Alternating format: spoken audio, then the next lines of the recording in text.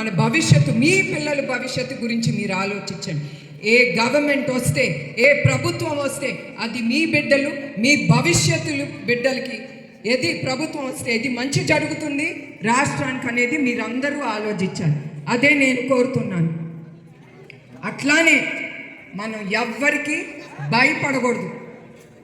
ప్రతి ఒక్క కార్యకర్తకి చెప్తున్నాను, మన సైకిల్ తీసుకుని ముందుకెళ్దాం, ఎదురొచ్చేవాడిని కొట్టి ముందుకెళ్దాం. అధైర్యపడకుండా, వెనక్కి తిరిగేది లేదు. మన వెనక్కి తిరగకుండా, అది మన తెలుగుదేశం పుస్తకంలోనే లేదు. ముందుకెళ్దాం.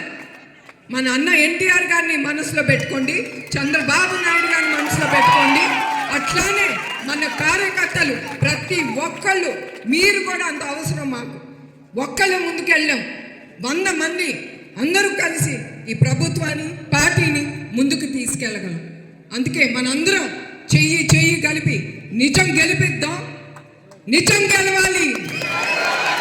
జై తెలుగుదేశం, జై తెలుగుదేశం, జై తెలుగుదేశం, జై జై తెలుగుదేశం, జై తెలుగుదేశం, జై హింద్, జై హింద్.